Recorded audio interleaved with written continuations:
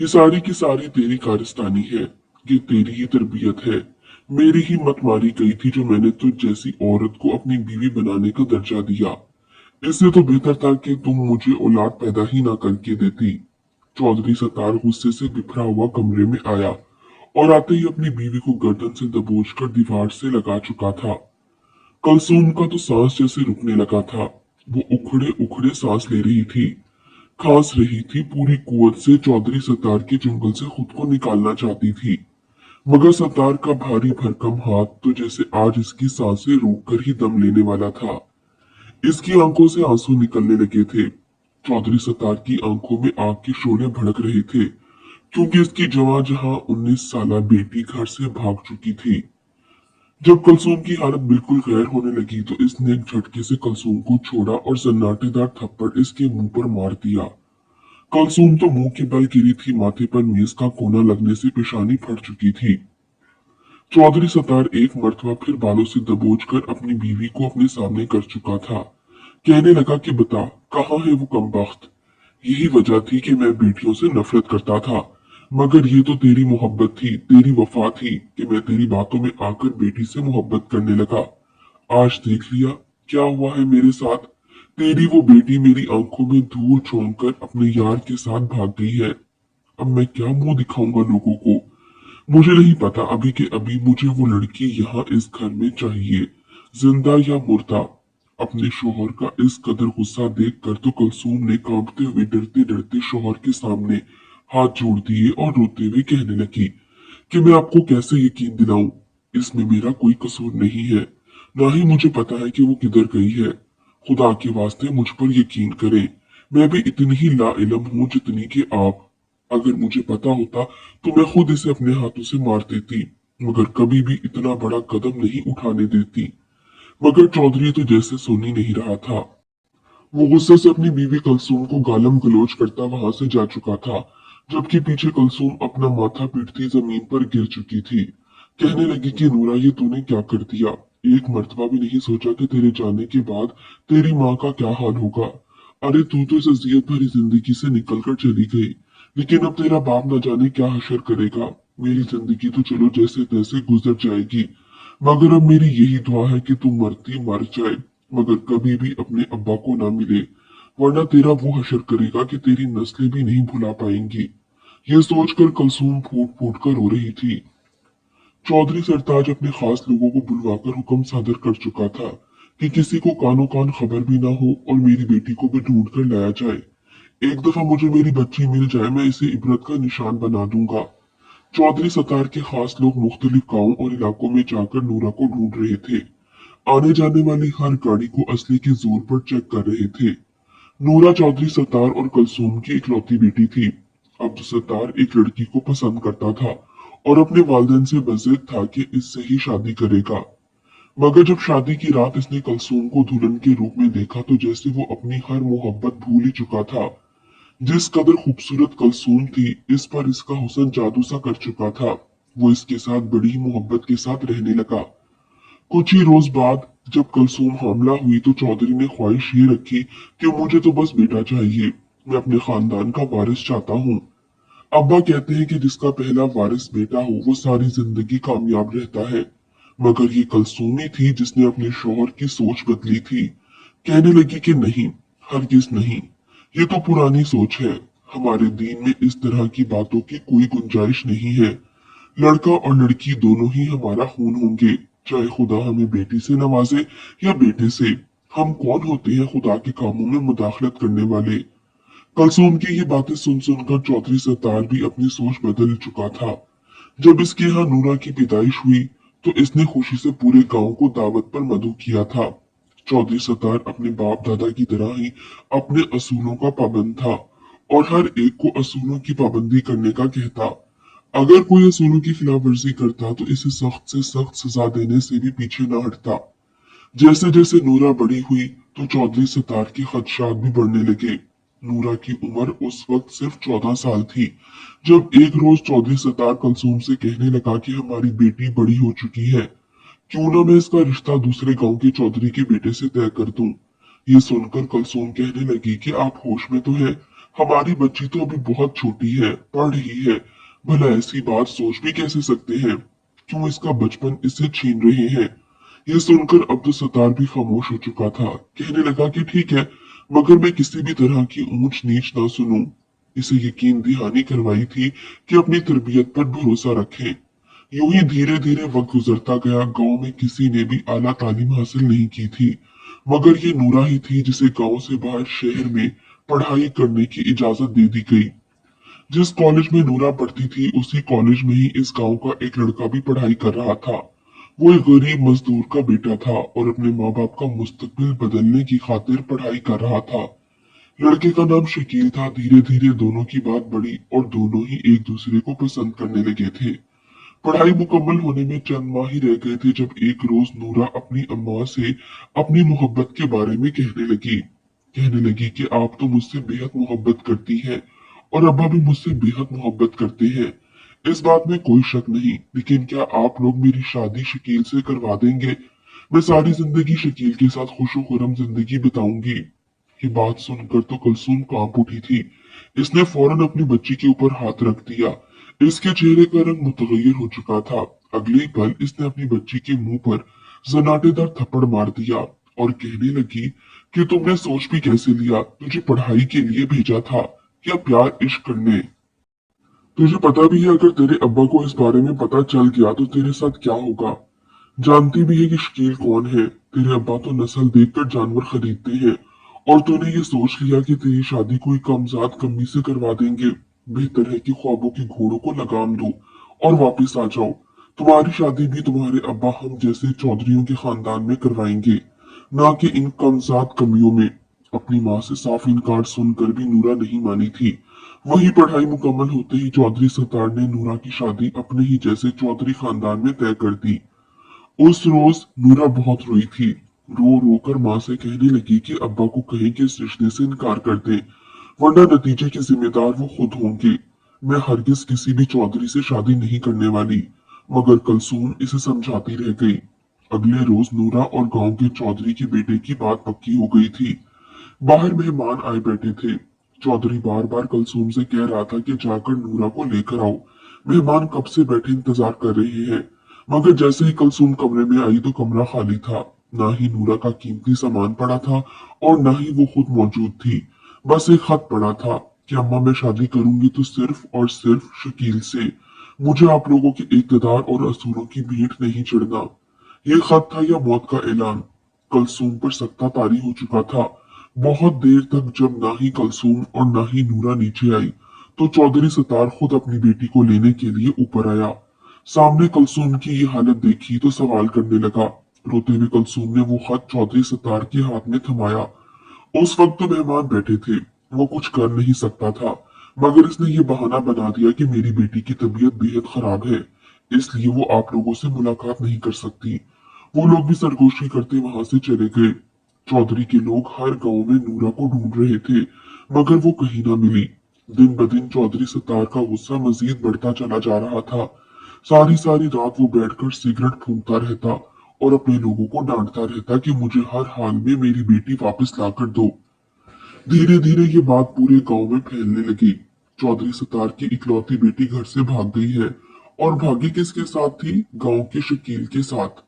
ये बात तो चौधरी सतार की गैरत पर एक और जरब लगा चुकी थी कि इसकी बेटी एक कमजाद कमी के साथ भाग चुकी है।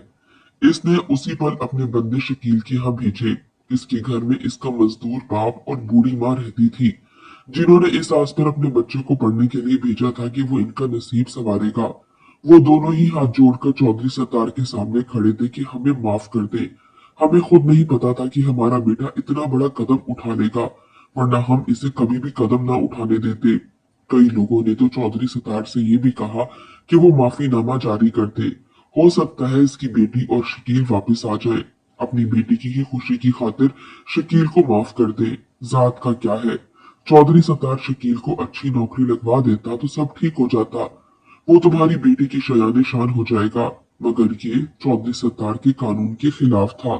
इसने फौरन नफी में सर हिलाया और कहने लगा कि हरगिज नहीं, मैं कभी भी किसी कमी को अपने खानदान में शामिल नहीं करूंगा। इसने शकील के वालिदैन को अपने यहाँ गुलाम बना लिया। गांव के मुअज़्ज़िज़ लोगों को इकट्ठा करता और इन दोनों को अपने सामने घुटनों के बल बिठाकर हाथ जुड़वाए रखता।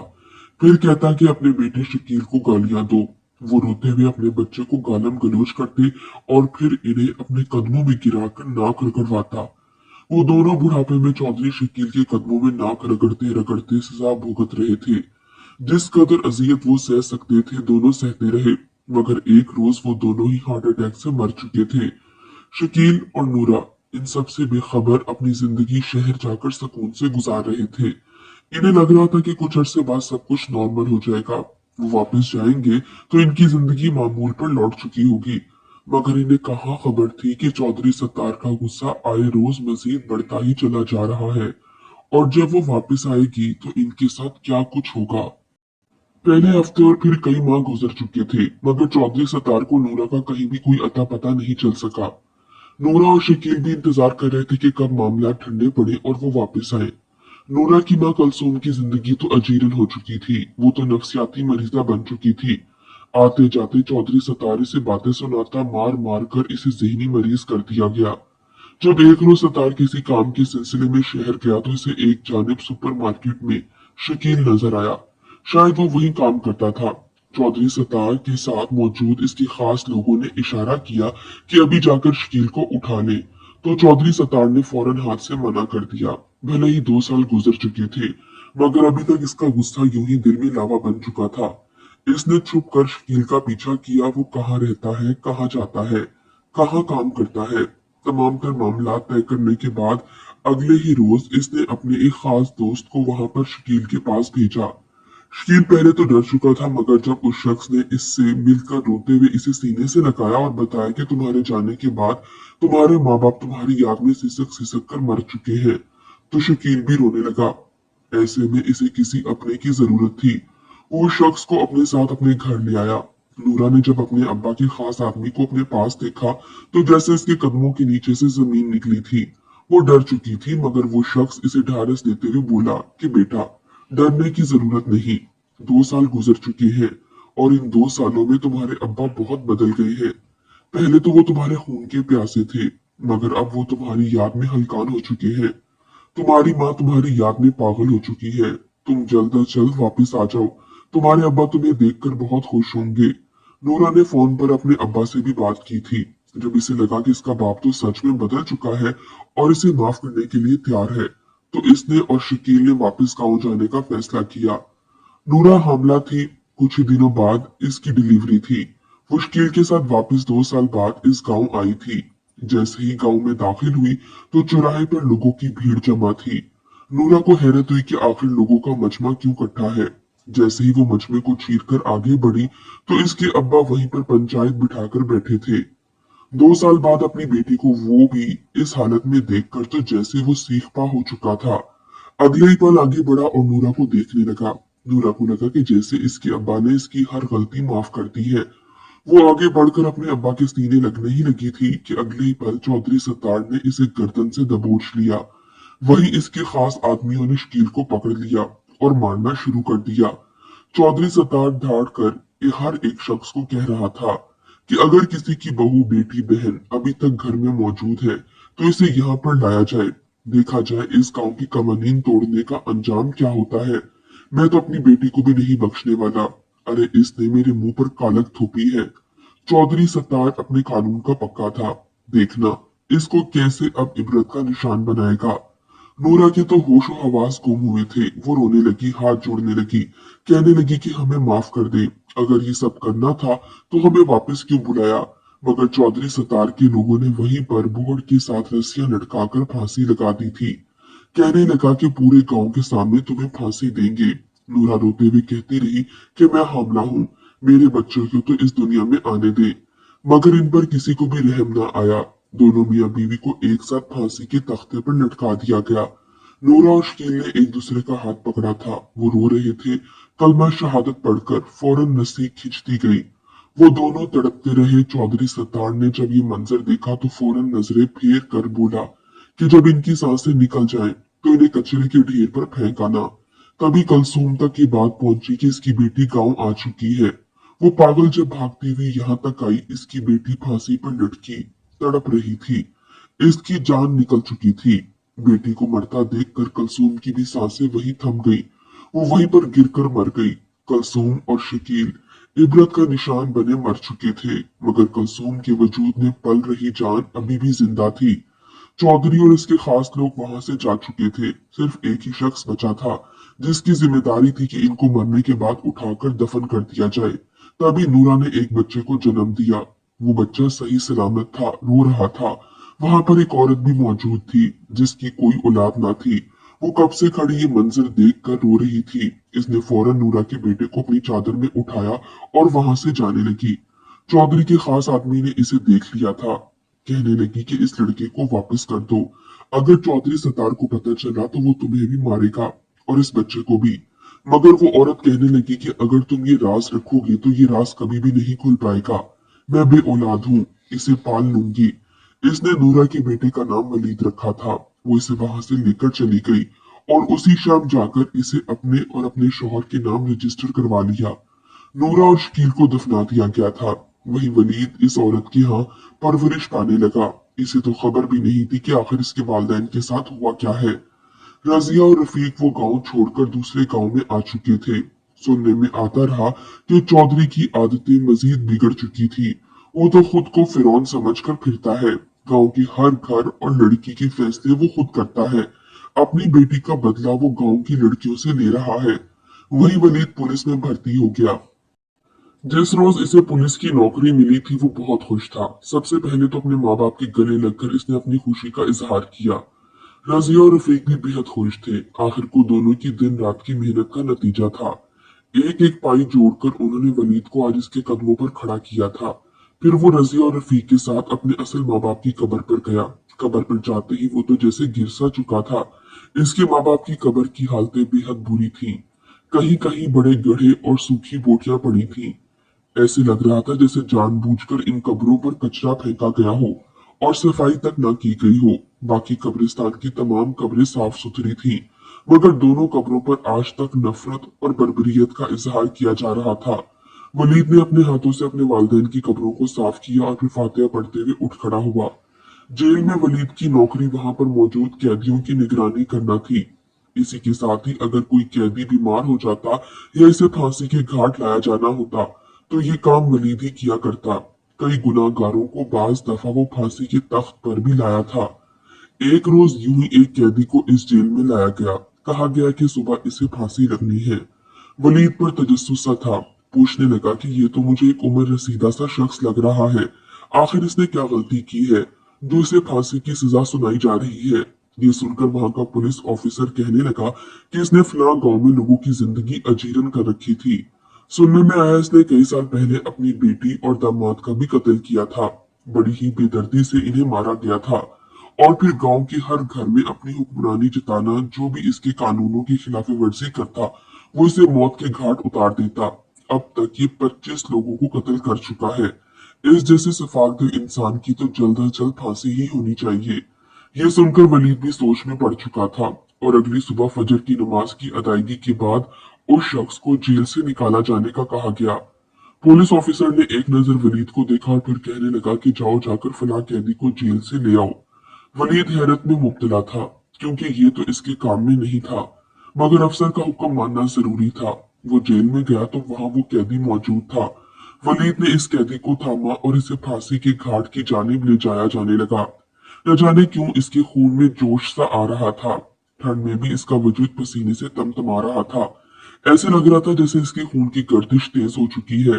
पुलिस अफसर जो कि पक्की सी उम्र का था, सामने खड़ा ये मंजर देख रहा था। जब वलीद इसे फांसी की तख्त पर लाया, इसके मुंह पर सियाह कपड़ा बांधा और फिर इसके हाथ बांधने के बाद रस्सी इसके गले में डाल दी। इतना सब कुछ करने के बाद वलीद एक जानिब को हटकर खड़ा होने लगा तो पुलिस अफसर ने एक मर्तबा फिर वलीद को इशारा किया। कहने लगा कि नहीं वलीद, जाकर लीवर भी तुम ही खींचो। वलीद को धचका सा लगा था। सवालिया नजरों से पुलिस अफसर को देखने लगा। पुलिस अफसर की नजरों में कुछ ऐसा था कि इसने बेसाख्ता उस शख्स की जानिब देखा। ये तो इसके माँ बाप का कातिल था, यानी इसकी माँ नूरा का बाप चौधरी सत्तार, जिसने बेकसूर इसकी माँ और बाप को मार दिया था। वो चलता हुआ लीवर के पास आया और फिर सर के इशारे पर लीवर को दबा दिया। चौधरी सत्तार फांसी पर लटक चुका था। कितनी ही देर वो लटक कर तड़पता रहा। कहा जाता है कि इसकी सांसें कितनी ही देर लटकने के बावजूद बड़ी देर से निकली थीं, यहाँ तक कि ऑफिसर ने बुलंद आवाज में अस्तगफिरुल्लाह का विर्द करने का कहा। तब कहीं जाकर धीरे धीरे इसकी रूह जिस्म से जुदा हुई थी। जब चौधरी सतार मर गया और इसके चेहरे से कपड़ा हटाया गया तो एक नजर वलीद ने चौधरी सतार को देखा। यह शख्स था जिसने इसके माँ बाप को धोखे से बुलाकर इनको मार दिया था और आज इसने अपने माँ बाप का बदला मुकम्मल कर लिया था। बेशक खुदा इंसाफ करने वाला था। आज इसने अपने हाथों से उस शख्स को फांसी देकर इसके अंजाम तक पहुंचा दिया था।